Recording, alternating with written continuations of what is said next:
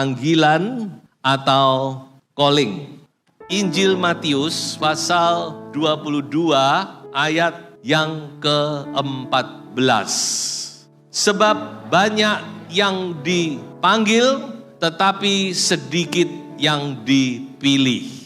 Kalau saudara mendengar kata panggilan, pastinya saudara hubungkan dengan profesi hamba Tuhan. Seringkali kita berkata, wah kamu panggilan. Itu yang secara umum kita mengerti.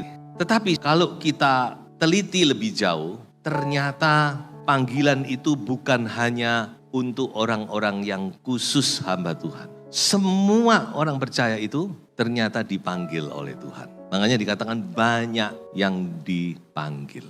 Mengapa saya katakan demikian? Sebab kalau saya selidiki lebih jauh, kata panggilan itu bahasa aslinya kletos. Dan kata kletos ini sangat erat kaitannya dengan kata klesis. Dan dua-duanya ini berasal dari akar kata yang sama. Dan klesis itu artinya invitation atau undangan.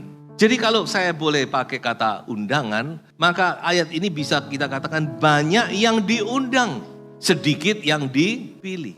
Dan ini sangat tepat kalau kita kaitkan dengan konteks daripada ayat pokok kita ini. Kami diajar di sekolah Alkitab bahwa kita tidak boleh ngambil ayat itu sepotong, harus dilihat konteksnya. Dan memang ayat ini konteksnya adalah perumpamaan Yesus. Bapak Ibu bisa baca itu nanti sendiri, mulai ayat 1 sampai 14. Didahului oleh sebuah perumpamaan dan diakhiri dengan kata tadi. Jelas ini berkaitan erat dengan perumpamaan yang dikatakan oleh Tuhan Yesus. Perumpamaan apa itu? Yaitu perumpamaan tentang pesta sang raja. Diceritakan bahwa ada raja yang mengadakan pesta untuk pernikahan anaknya. Saudara bisa tahu ya, kalau sudah begitu kita sebagai orang yang sudah mengerti firman, kita tahu apa yang dimaksud di sini. Seorang raja yang mengadakan perjamuan kawin untuk anaknya dikatakan. Kemudian dikatakan dia menyebar, ada orang-orang yang sudah diundang, tapi mereka tidak merespon undangan itu. Saya bilang, wah saya sibuk, hari itu saya sibuk. Ada yang berkata, wah sorry saya masih ada urusan penting. Wah sorry saya baru beli ini, saya harus coba dulu. Dan berbagai macam alasan. Intinya orang-orang yang diundang ini tidak mau datang. Sampai akhirnya dikatakan raja itu marah. Akhirnya dia mengundang orang-orang yang sebenarnya tidak masuk hitungan. Tapi diundang semua. Sudah. Karena dikatakan ruanganku harus penuh. Tetapi di satu sisi ketika undangan itu sudah hadir. Dikatakan ada orang yang terpaksa dikeluarkan. Mengapa? Karena dia tidak memakai baju pesta. Busananya tidak pas. Sehingga dikatakan oleh raja, usir dia.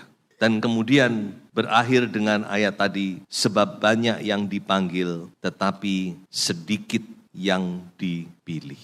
Jadi kalau saya boleh renungkan cerita ini, maka saya menemukan ada dua kata kunci daripada cerita ini. Kata kunci yang pertama adalah privilege. Privilege itu artinya adalah boleh dikatakan itu keistimewaan, kekhususan, hak istimewa. Jadi undangan itu, panggilan itu adalah sebuah privilege. Mengapa saya katakan demikian? Karena tidak semua orang diundang. Satu saat Bupati Malang mantu dan saya diundang. Mengapa saya diundang? Karena menantunya itu tetangga saya. Saya nggak kenal sama bupatinya tapi saya kenal dengan tetangga saya. Nah saya datang, wah memang mewah, meriah, masuk aja harus antri. Banyak orang datang. Tapi bupati yang berikutnya saya tidak bisa hadir, nggak diundang. Apalagi zaman sekarang undangan mesti ada barcode-nya. Kalau kita nggak bawa barcode mana mungkin kita diizinkan. Ini pesta sang raja, pestanya raja, orang nomor 1 di negara itu. Jadi tidak sembarang orang diundang. Jadi kalau kita diundang itu adalah satu privilege yang luar biasa dari Tuhan. Dan saya mau katakan bahwa kita semua diundang, amin. Kita diundang semua. Kata kedua yaitu kata price yang artinya harga. Untuk kita masuk ke dalam pesta itu ada harga yang harus dibayar. Betul ya saudara? Pesta itu juga perlu harga, bukan? Kadang-kadang kita nggak datang pun kita harus keluar harga, ya toh. Angpaunya, yang penting angpaunya sampai. Saya berapa kali tidak bisa menghadiri, tapi angpaunya hadir, ya. Jadi ada harga. Tidak bisa kita langsung asal-asalan masuk pesta, nggak mbak apa-apa ya, maaf ya, bukan berarti itu satu hal yang utama. Tapi kan tentunya masa masuk pesta nggak bawa apa-apa ya, lalu pakai baju sembarangan, nggak mungkin bukan? Ya, dua kata ini yang saya temukan. Ketika kata ini digabungkan, maka muncul kata pilihan. Banyak yang dipanggil, tetapi yang bisa mencapai pilihan itu tidak banyak. Kita tahu tadi, ada orang-orang yang tidak menanggapi, ada orang-orang yang nggak mau bayar harga, dan akhirnya mereka tidak sampai kepada pilihan Tuhan. Makanya firman Tuhan itu benar dan kebenaran adanya. Makanya saya berharap walaupun kita juga menekankan Roh Kudus, tapi jangan sampai lalu diabaikan. Firman ini tetap harus kita utamakan juga, firman dan Roh Kudus. Jadi untuk mencapai pilihan, itu ternyata di tengah-tengah ini ada price yang harus dibayar. What is the price? Apa harga itu? Saya akan menjawab itu dari beberapa contoh dalam Alkitab. Yang pertama adalah panggilan Abraham.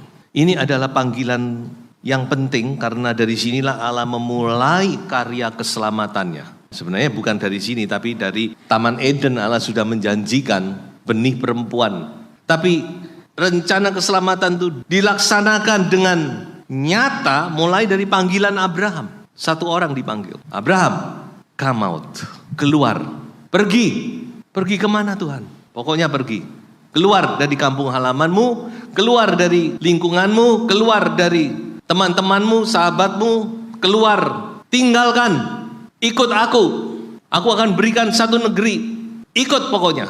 Kemana? Pokok ikut saja. Dan ini harga loh saudara. Kita kadang-kadang membaca tapi kita lewati begitu saja. Coba kita renungkan sejenak. Orang setua Abraham yang sudah mapan, sudah nyaman, sudah tertanam di satu tempat. Sekarang Tuhan ngomong, come out, keluar dari tempatmu. Tinggalkan semua, lingkunganmu, habitatmu, keluar. Ikut aku, kemana? Pokoknya ikut saja. Kalau bicara ke sini saya teringat dengan pengalaman pribadi. Jangan sampai sudah salah paham ya. Jangan sampai menanggapi negatif ya. Tapi itu memang pengalaman saya yang tidak bisa saya lupakan. Ketika Tuhan memanggil kami kembali ke Indonesia. Pergumulan yang cukup panjang saya dan istri. Ketika saya pulang ke Indonesia, profesor saya berkata, sayang, sebenarnya kamu akan saya tarik sebagai plastic surgeon. Saya memang ada di bedah waktu itu. Dan saya memang punya passion di situ. Teman-teman saya ada beberapa sohib di sana. Ketika saya mau pulang dia berkata gini, Fuchong, panggilan saya di Taiwan bukan Simon, tapi Fuchong karena nama Chinese saya. Fuchong, 如果你有什么需要告诉我们. Artinya gini, Pak Simon, kalau engkau sampai ada kebutuhan, keperluan, jangan segan-segan beritahu kami. Karena ya mereka berpikir di sini saya nggak bisa makan, saudara. Tapi saya puji Tuhan, mulai saya pulang sampai sekarang saya tidak pernah memberitahu mereka, amin. Dan jangan sampai. Tapi itu niat baik mereka. 如果你有什么需要，不要客气跟我们讲. Jadi saudara memang langkah iman itu dibutuhkan. Abraham harus meninggalkan semua lingkungannya, masyarakat di mana dia tinggal, nama besarnya di sana mungkin, kenyamanannya, kemapanannya, semua dia harus tinggalkan semua dan keluar kemana nggak tahu. Ikut pokoknya ikut aku Abraham. Jalan dari satu tempat ke satu tempat. Tapi kita bersyukur Bapak Abraham ini memang seorang pendoa. Dimanapun dia datang, dimanapun dia tiba, dia selalu pertama-tama membangun mezbah untuk Tuhan. Jadi ada harga. Ada harga yang harus dibayar. Yang kedua, panggilan Musa. Kitab Ibrani mencatat, yaitu Musa, menganggap penghinaan karena Kristus sebagai kekayaan yang lebih besar daripada semua harta Mesir, sebab pandangannya ia arahkan kepada upah. Upah apa itu? Tidak kelihatan apa-apa. Jadi pemimpin Israel enggak menjanjikan apa-apa. Tapi firman Tuhan berkata dia melihat satu upah yang kekal di surga. So itu dia menganggap semua yang dia miliki, dia tinggalkan, dia lebih memilih dikatakan penghinaan karena nama Yehova. Aneh ya, pada waktu itu kan Yesus belum lahir, tapi firman Tuhan mencatat penghinaan karena Kristus. Karena memang Bapa, Putra, Roh Kudus itu satu. Jadi kalau saya merenungkan riwayat Musa ini agak lucu. Bagaimana Musa dari tadinya mau, sudah bisa membaca dalam riwayatnya Musa tadinya merasa diri memang dia ditakdirkan sebagai pemimpin orang Israel. Dia dengan gagah perkasa, dia memunculkan diri, tapi akhirnya Tuhan proses 40 tahun di padang belantara. Dari mau, ketika dia dipanggil dia tidak mau. Sudah bisa baca itu Keluaran pasal 3. Saya catat 5 kali Musa menolak panggilan Tuhan. 5 kali. Tuhan dengan segala cara ngomong, pokoknya kamu percaya kepadaku, kamu tak utus, kamu tak pakai. Dan 5 kali dia menolak sampai akhirnya dikatakan Tuhan murka kepadanya. Tuhan bisa murka juga. Tuhan murka. Tuhan gak main-main lagi. Dia katakan Tuhan murka kepada Musa. Dan Musa takut. Akhirnya dia berkata, yes Lord. Jadi mau menjadi tidak mau, akhirnya menjadi mau. Musa dipanggil, atau saya boleh katakan dipaksa oleh Tuhan. Harus mau. Kamu yang saya pakai.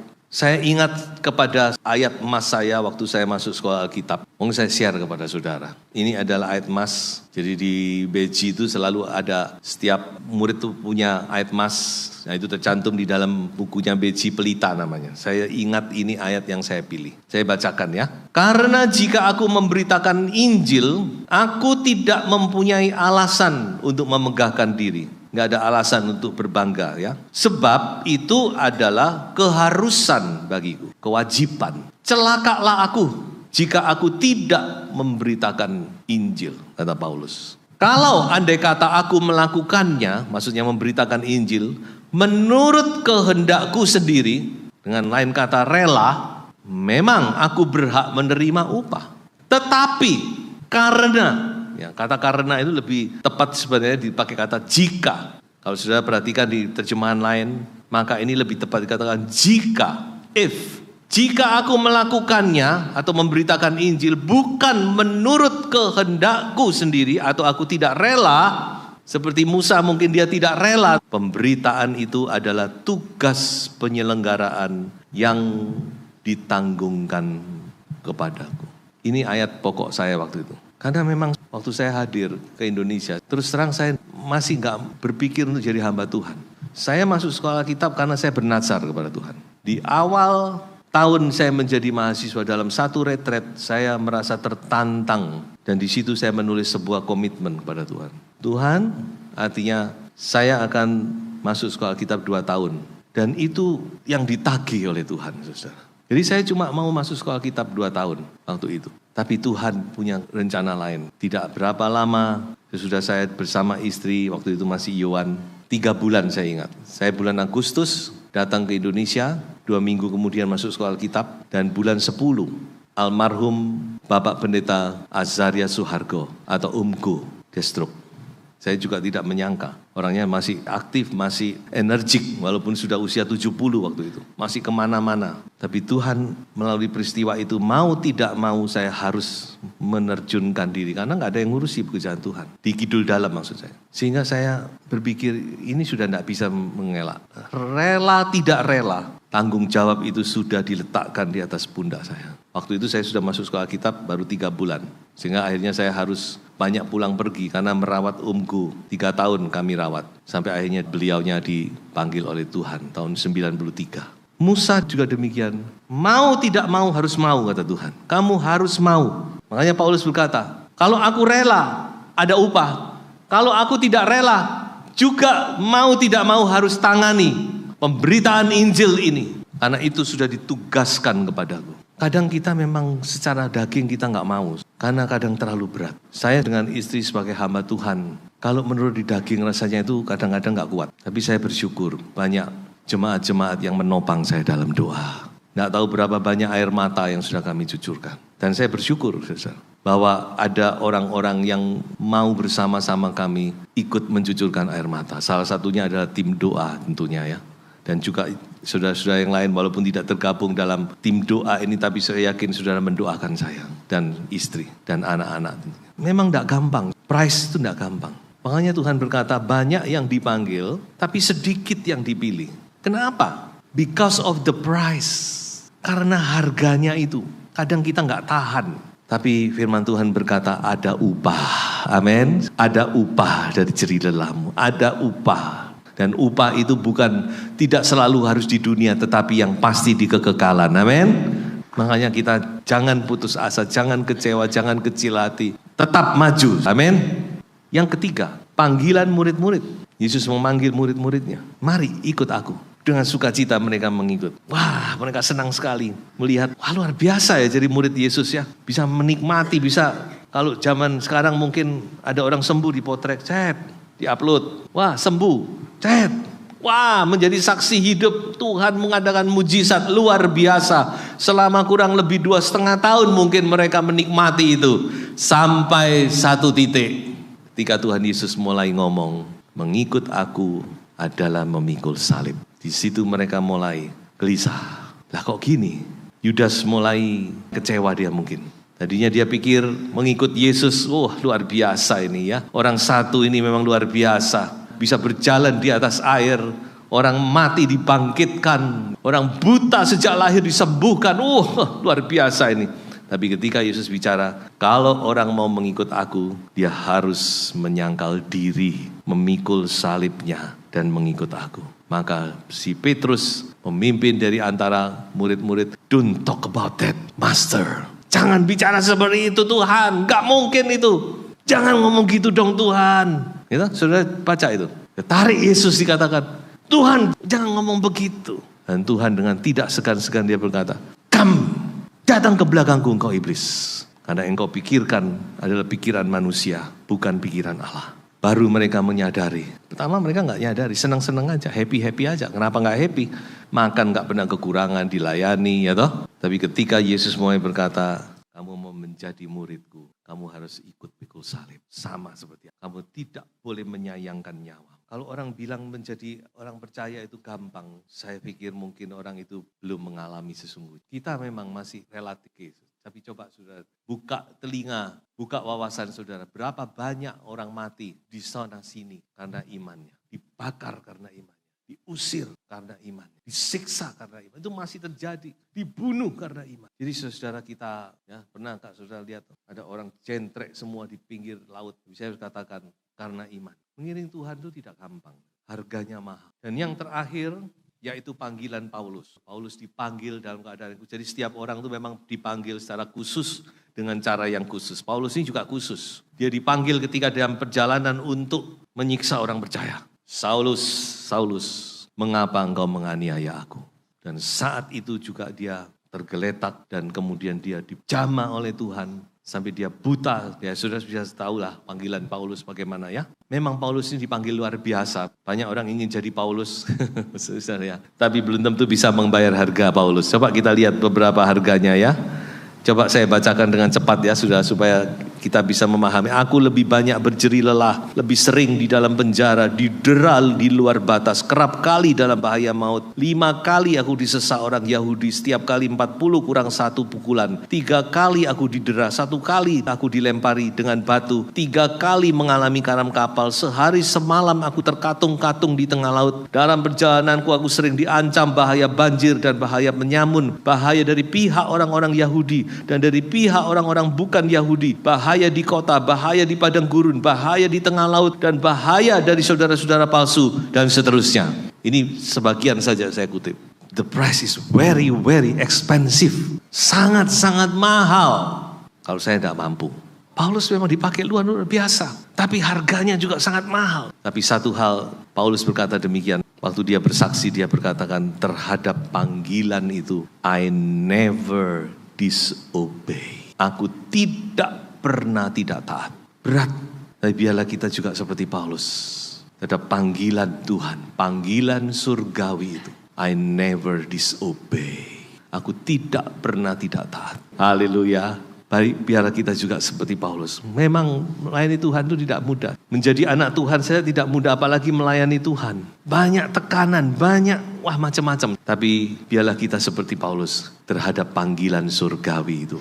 I never and will never disobey. Dan tidak akan pernah tidak taat. Pada akhirnya saya mau bacakan satu ayat falsafah pelayanan Paulus.